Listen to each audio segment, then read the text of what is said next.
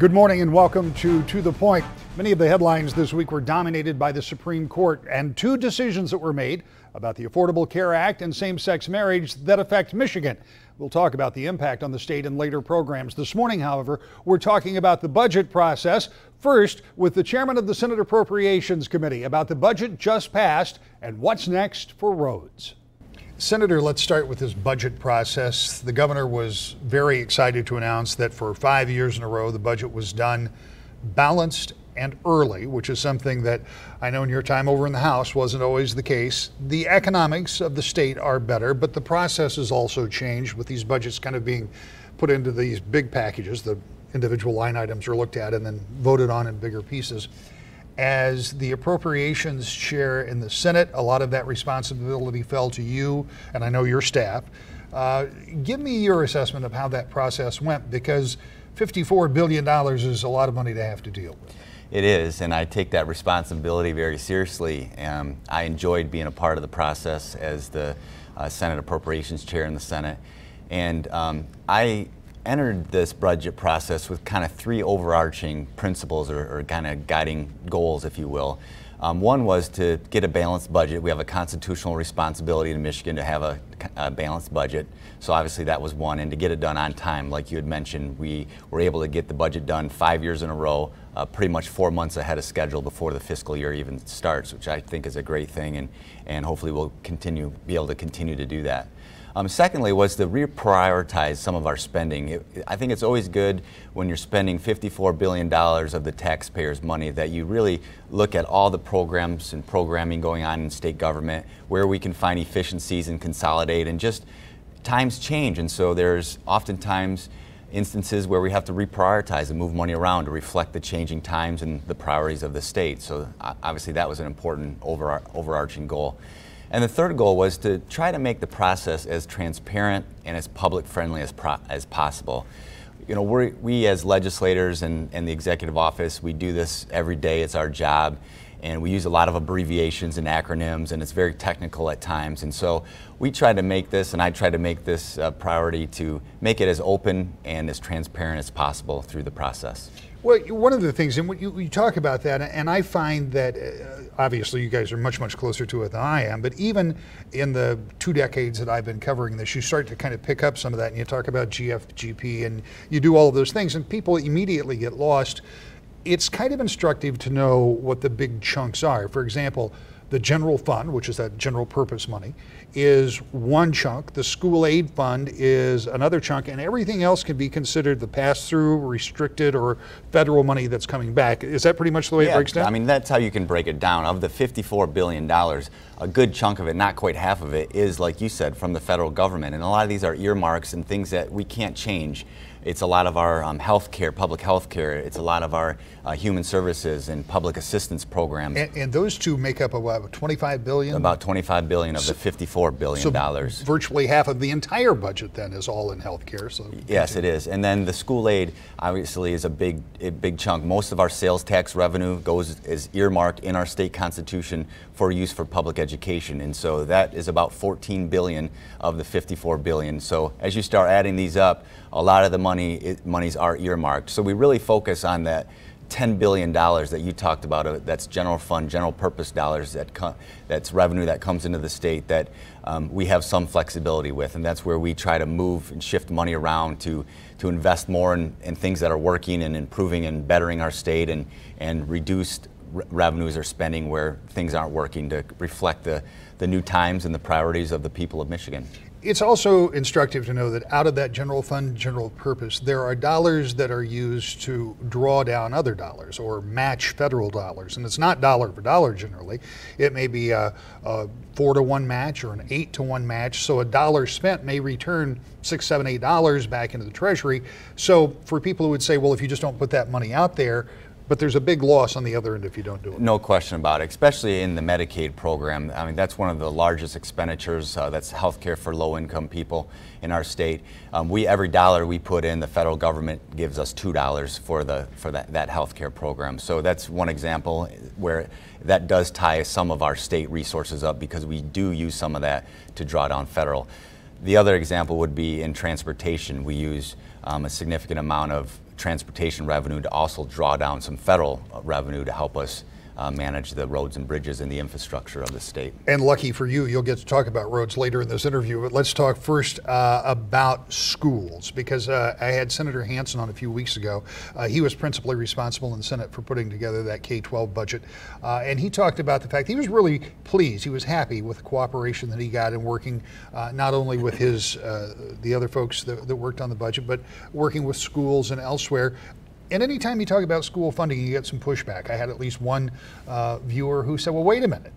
If the school aid fund is doing so well, why are some schools having to cut programs or have sales or do something to raise funds? So while there is more money going into schools, not all schools are able to continue at the same level. Where's the disconnect? Yeah, well, the disconnect, it's a good word to use, is we are investing more in public education.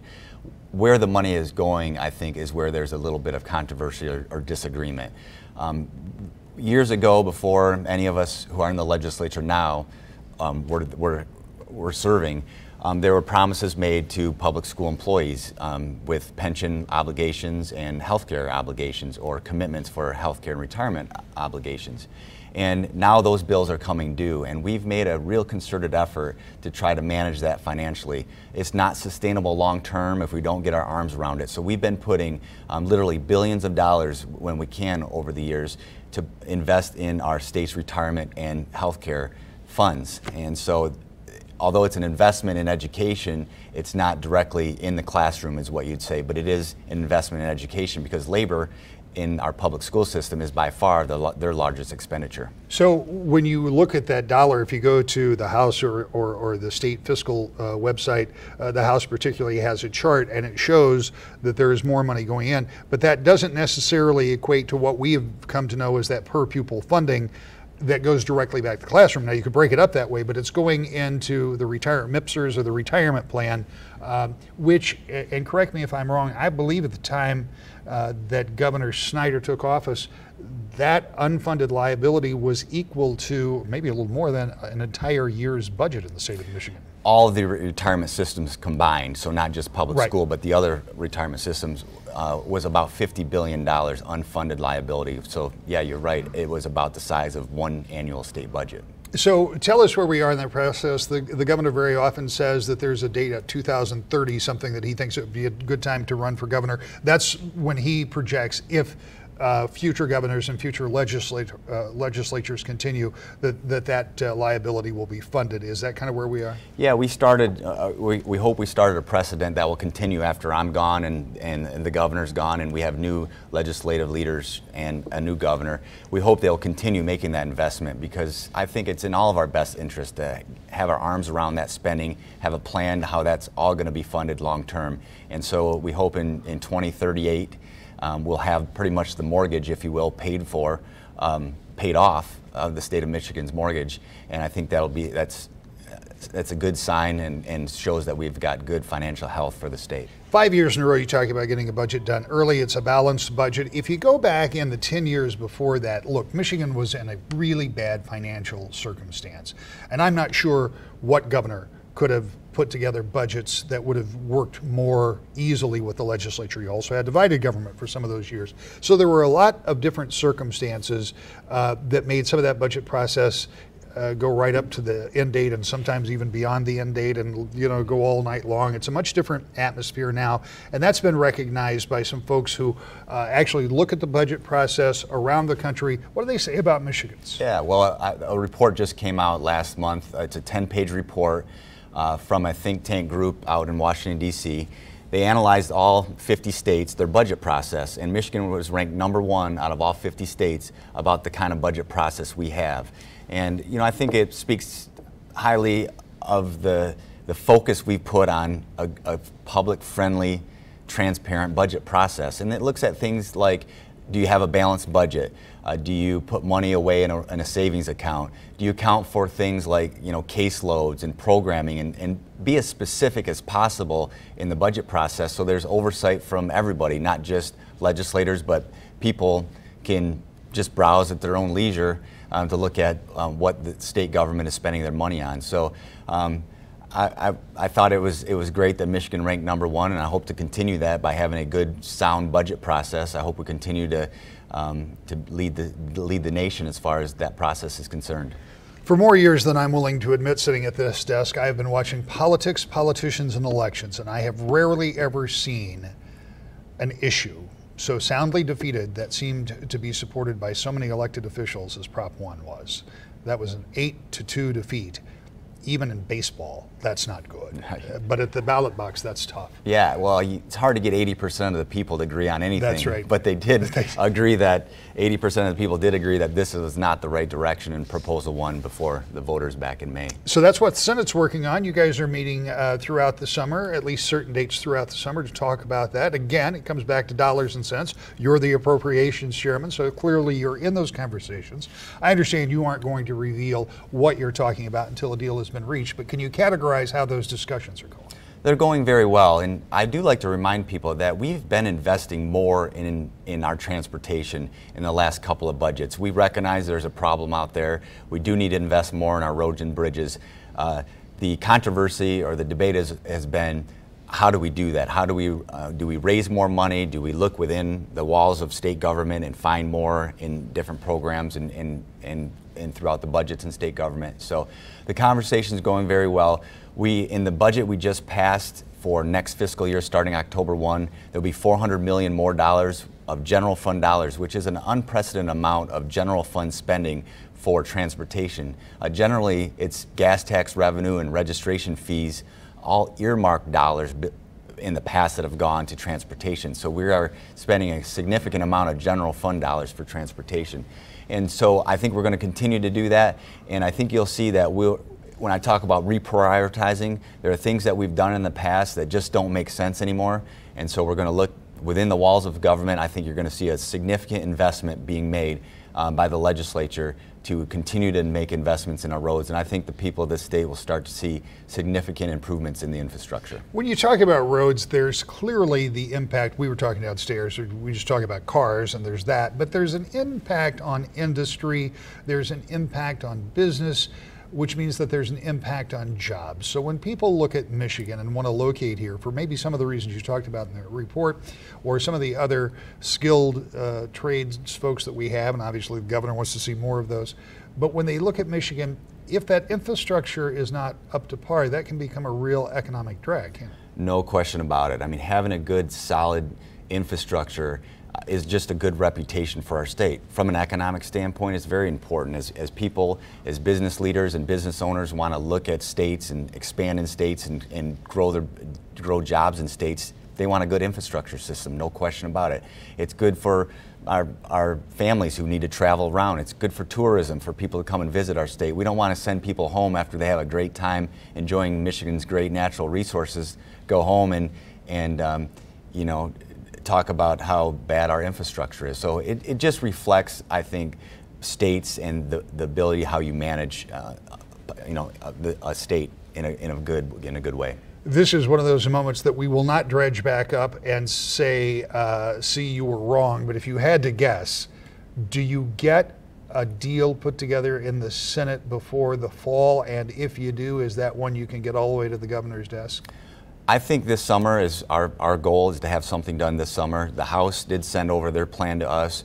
The governor's willing to look at anything that we put together. So I do think we've been working very hard. We've been having meetings throughout the last couple of months to try and get an agreement and put some things together.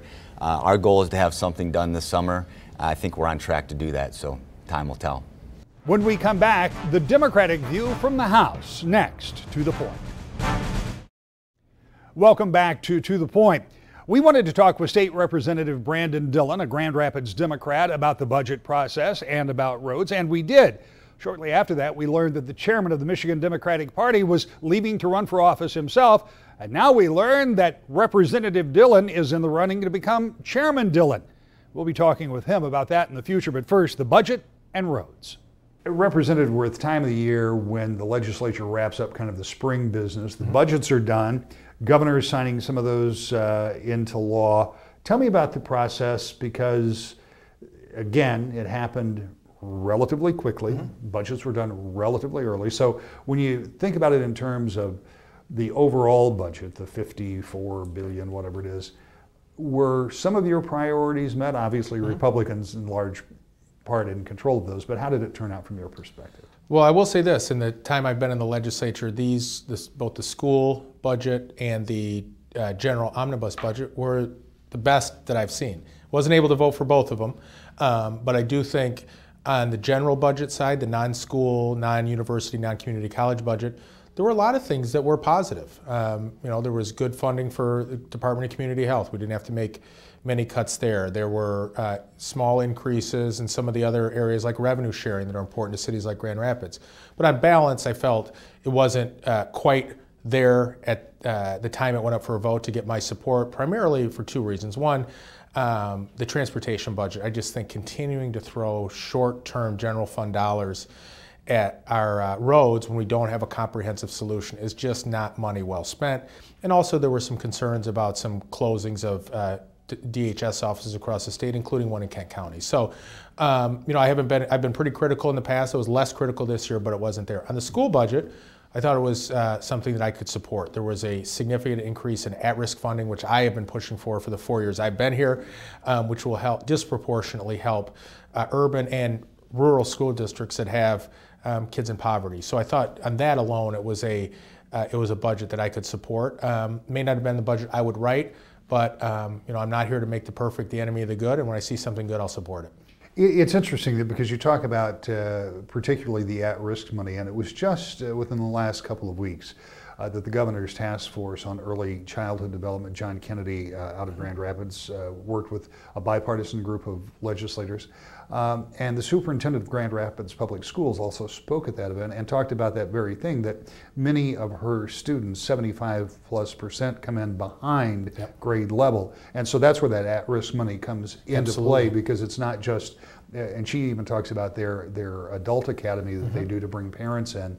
So that's where some of that money gets used, is to help bring those kids up to speed and help achieve the early learning. Absolutely, and I think there is a general consensus among conservatives, liberals, and people in between that the best dollars we can spend in education are early.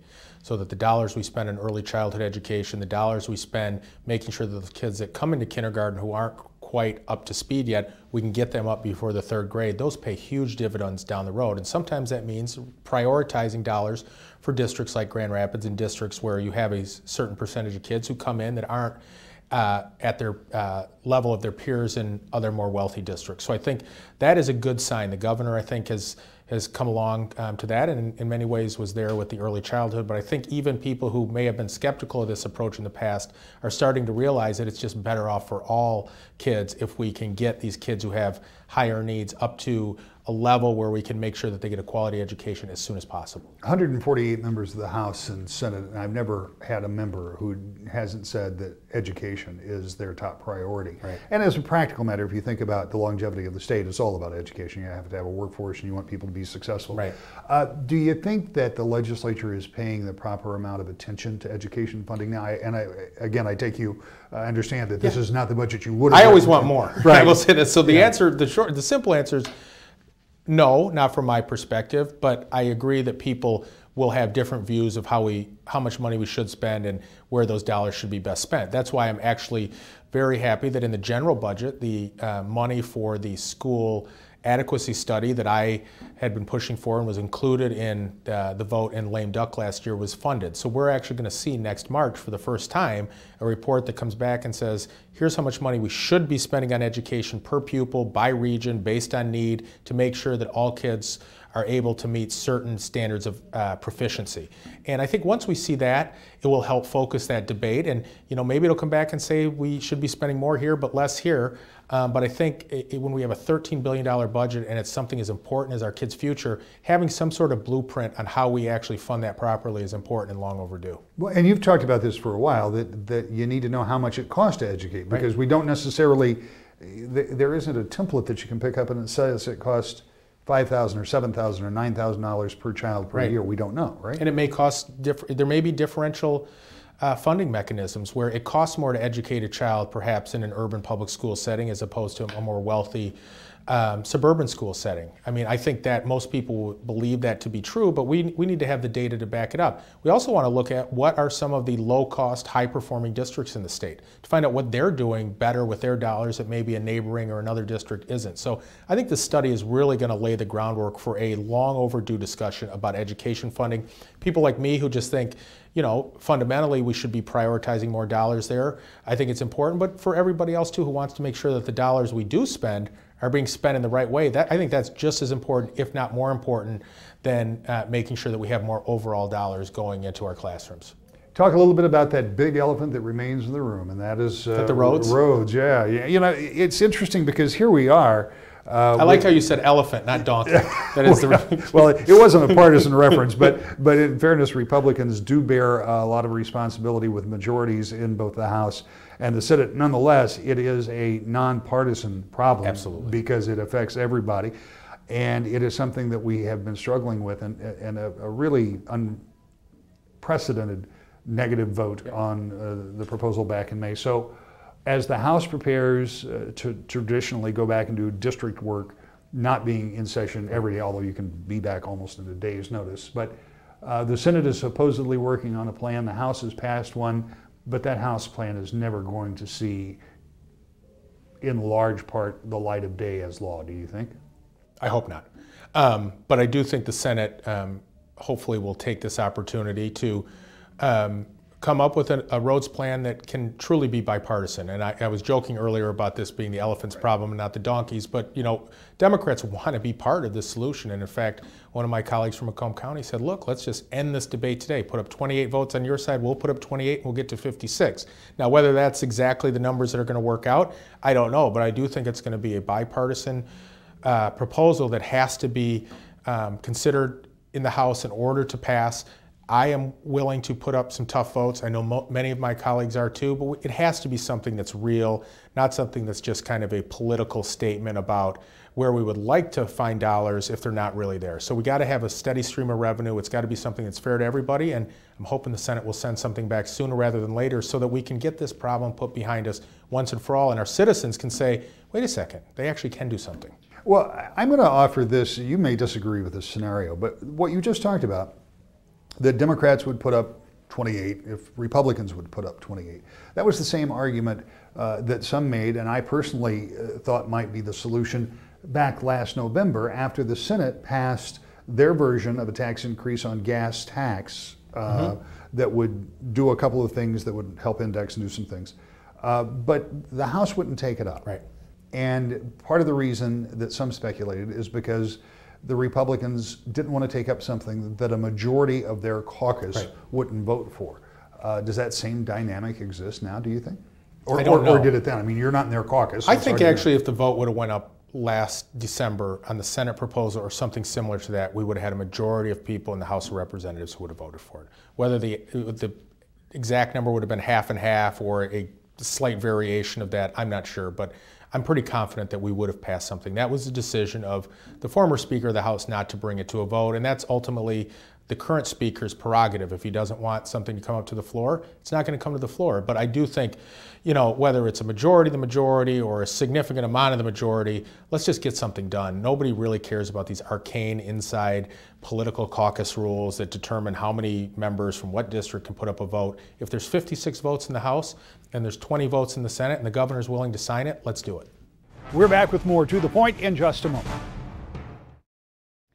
So this week, the Supreme Court weighed in on two big issues, and both will impact Michigan. Same-sex marriage, one of those cases originated here, and the Affordable Care Act. That also affects Michigan because we have a so-called federal exchange. As I say, we'll be examining both of those issues in future shows. And every Sunday morning at 10 o'clock, we'll talk about what you're talking about here. To the Point.